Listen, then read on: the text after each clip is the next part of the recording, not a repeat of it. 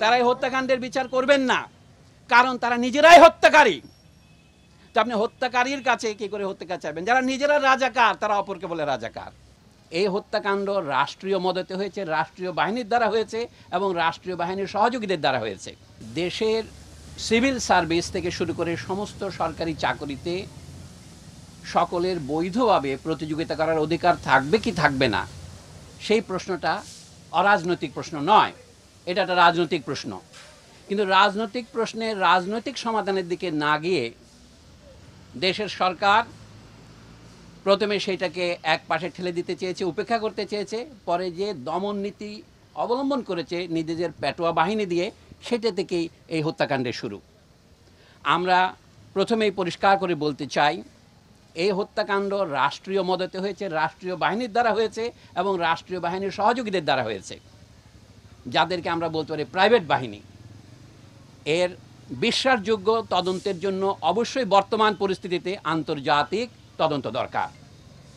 আমরা আমাদের নিহত, আহত, গুম হওয়া এবং নির্যাতিত জাতীয় জনগণের পক্ষ থেকে সেই দাবিকে অকুণ্ঠ সমর্থন জানাই। দ্বিতীয়ত, এখনও হত্যাকাণ্ডকে অস্বীকার করার জন্য একটা উদাহরণ দেই আপনাদের।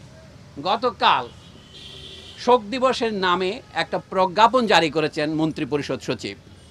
সেখানে দেখবেন নিহত এবং আহতদের জন্য শোক পালনের জন্য কালো ব্যাজ পরিধান করতে বলেছেন। আমরা কিন্তু সেটা প্রত্যাখ্যান করেছি, আমরা লাল ব্যাজ পরেছি। এবং তারপরে তাদেরকে তারা শহীদ বলতে রাজি নন। তাহলে তারা যদি শহীদ না হন, শুধু নিহত হন, তাদের জন্য তাহলে প্রার্থনা করার দরকার কি? এটা একটা নয়, এই ধরনের অজস্র সবিরোধ আপনারা পাবেন।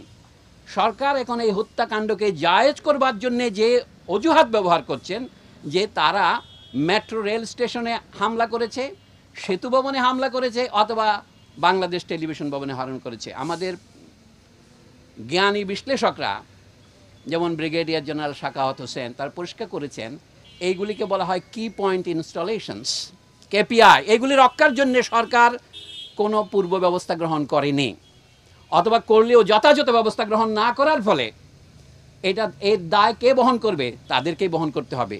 আর যেখানে গুলি হয়েছে, ধরুন প্রথমেই আবু সাইদ যেখানে নিহত হয়েছে রংপুরে, সেখানে কোন কেপিআই আক্রমণ করেছিল তারা? এখনও সরকারের সর্বোচ্চ মহল থেকে বলা হচ্ছে যে আমাদের উন্নয়নের প্রতীকগুলোকে ধ্বংস করার জন্যে আমাদের রাজনৈতিক বিরোধীরা এই আন্দোলনে ঢুকে পড়েছে। কথাটা যদি ধরে নেই, যুক্তির খাতিরে সত্য হই, তাহলে বলতে হবে দেশের মানুষ এটাকে সেই মুহূর্তে সমর্থন করলো কেন? ধরুন মিরপুর 10-এ অথবা অন্যান্য যে মেট্রো রেলে আক্রমণ করলো কেন?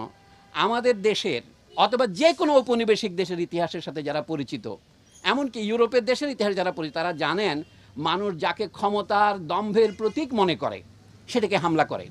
সরকারের লেজিটিমেসির একমাত্র দাবি হচ্ছে, বৈধতার একমাত্র দাবি হচ্ছে আমরা উন্নয়ন করেছি গত 1.5 দশকে।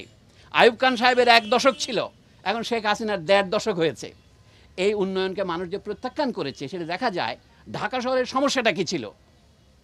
গণযোগাযোগ ব্যবস্থার একটা বৈজ্ঞানিক পদ্ধতি, পাবলিক ট্রান্সপোর্টেশন সিস্টেম, সেটা দিয়ে মেট্রো রেল দিয়ে সেটার সমাধান হবে না। তাদেরই প্রকাশিত তথ্য অনুসারে এটা যখন সম্পূর্ণ চালু হবে, তাকে মাত্র 9% লোক একে উপকার পাবেন। কাজে এইটাকে প্রতীকী করে দেশের সমস্ত বাজেটের টাকাকে এক খাতে নিয়ে যাওয়া, এই ম্যান্ডেট কে দিয়েছে? এটা জনগণের সাথে আলোচনা করা হয়েছে। সুতরাং মানুষ যখন তথাকথিত উন্নয়নের প্রতীকগুলিকে আক্রমণ করে, সেটাকে আপনি প্রথমে মনে হবে দুর্ঘটনা, কিন্তু না, এর পেছনে একটা কারণ আছে। আমরা বলেছি সরকারকে ক্ষমা চাইতে হবে, এখন সেই পর্যায়ে পার হয়ে গেছে। এখন জনগণের পক্ষ থেকে ক্রমশ ধ্বনি উঠবে। এই সরকারের ক্ষমতা থাকার অবস্থায় আপনারা কি কেউ বিশ্বাস করেন তারা এই ন্যায় বিচার করতে পারবেন? তারা এই হত্যাকাণ্ডের বিচার করবেন না, কারণ তারা নিজেরাই হত্যাকারী। তো আপনি হত্যাকারীর কাছে কি করে হত্যাকার চাইবেন? যারা নিজেরা রাজাকার তারা অপরকে বলে রাজাকার। পৃথিবীতে এর চেয়ে বড় পরিহাস আর কি আছে? মানে যারা খুনি তারা আজ আমাদের বলে খুনি, যারা বিশ্বাসঘাতক তারা আমাদের বলে বিশ্বাসঘাতক। ক্ষমতার সর্বোচ্চ কেন্দ্রের চারদিকে তো রাজাকাররা বসে আছে, এবং যে ছাত্র যারা 2000 সনের পরে জন্মগ্রহণ করেছে তাদেরকেও তারা রাজাকার বলছেন। আমরা এখানে দাঁড়িয়েছি শুধুমাত্র যারা নিহত হয়েছে তাদের আত্মার মাগফিরাতের জন্য নয়, যারা বেঁচে আছে তাদের আত্মার মাগফিরাতের জন্যে।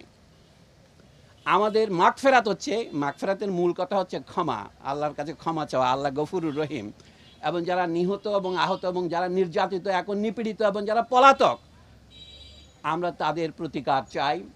এবং তাই প্রতিকার সম্ভব হবে যখন দেশের সমগ্র জনগণ ওদের মতোই বেরিয়ে আসবে। বলা হচ্ছে এটা শুধু ছাত্র যুবকদের আন্দোলন, আসলে এটা ছাত্র যুবকদের আন্দোলন নয়, এটা সারা দেশের আন্দোলনে পরিণত হয়েছে এবং পরিণত হতে চলেছে। আন্দোলন বন্ধ হয় নাই, আন্দোলন বন্ধ হবে না। আমরা আজকে শিক্ষক হিসেবে দাঁড়িয়েছি, কিন্তু আমরা শিক্ষকতার বাইরেও আমাদের সামাজিক ভূমিকা আছে। আমরা তো ভোটারও বটেই। এবং সবচেয়ে আমি একটা আত্মসমালোচনা করব, আমরা আমাদের যথাযথ ভূমিকা পালন করিনি। একটা কথা আপনাদের বলি, আমাদের একটা ধারণা ছিল বেসরকারি বিশ্ববিদ্যালয়ের ছেলে মেয়েগুলো ফার্মের মুরগি, ওরা রাজনীতি করে না, এটা ঠিক, ওদেরকে রাজনীতি করতে দেওয়া হয় না, উৎসাহিত করা হয় না। আজকে আমরা অবাক হলাম যখন সরকারি বা পাবলিক বিশ্ববিদ্যালয়গুলিতে সরকারি বাহিনীর হামলার ফলে সাধারণ ছাত্ররা জেগে উঠলো তাদের বিরুদ্ধে। তারা যখন পরাজয়ের মুখে, তখন তাদেরকে সরিয়ে নিয়ে রাষ্ট্রীয় বাহিনী ঢুকিয়ে দেওয়া হলো এবং তখনই দেখা গেলো আন্দোলন ছড়িয়ে পড়লো। শুধু কি ঢাকার প্রাইভেট বিশ্ববিদ্যালয়গুলিতে না, সারা দেশেতে ছড়িয়ে পড়লো। মানবজাতির ইতিহাস যদি দেখেন, আসলে কি মানুষ যাকে যে যুগকে আমরা আদিম যুগ বলি, মধ্যযুগ বলি, তার তুলনায় আমরা কি বেশি সভ্য, বেশি সদয়, বেশি দয়ালু, বেশি ভালোবাসাপ্রবণ হয়েছি? আমার সন্দেহ আছে। সেটা নিয়ে আজকে আলোচনা করার বিষয় নয়, কিন্তু আমি বলবো তারপরেও আপনার ভবিষ্যৎ প্রগতির জন্য নয়, আপনার আজকের জন্যেই আমাদের দাঁড়াতে হবে বুক বেঁধে। হ্যাঁ, গুলিতে যারা মারা গিয়েছেন তারা আমাদের পথপ্রদর্শক। আমাদের মধ্যে অনেকে আমরাও মারা যেতে পারি, আমরাও গ্রেপ্তার হতে পারি, সেটা মনে রাখতে হবে আপনাদের। আমরা বিশাল জনস্রোতের সঙ্গে আছি, কিন্তু আমরা ভেসে যাওয়ার জন্য আসিনি। আমাদের বুদ্ধিজীবী হিসাবে আমাদের আত্মসমালোচনার দরকার, আমাদের এই সমস্যার পুরো পুঙ্খানুপুঙ্খ ব্যাখ্যা করা দরকার। সংকটের উৎপত্তি কোথায় সেটাকে না গিয়ে সরকার এখন বলছে এই দল সেই দলকে নিষিদ্ধ করব, সেটা কিন্তু মূল সমস্যার কোনো হাতই লাগবে না, শুধু সমস্যাকে আরও বাড়াবে, আরও ক্যান্সারের সৃষ্টিপাত করবে। এই জন্য এখন যেটা দরকার, পুরনো কথা ধার করেই বলি, রাজনৈতিক সমাধান। রাজনৈতিক সমাধানের প্রথম পদক্ষেপ হচ্ছে বর্তমান সরকারকে নিঃশর্তভাবে ক্ষমা প্রার্থনা করে পদত্যাগ করতে হবে। এই পদত্যাগ ছাড়া নতুন কোনো রকমের ব্যবস্থা আমরা যেতে পারবো না।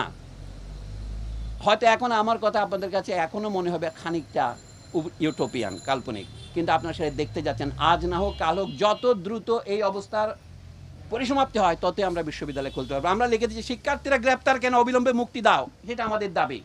আমরা বলছি বিশ্ববিদ্যালয়ে নিরাপদ শিক্ষার পরিবেশ ফিরিয়ে আনতে হবে, নাহলে আমাদের ছাত্রছাত্রীরা যদি আসতে না পারে আমরা কি পড়াবো, আমরা কাকে পড়াবো?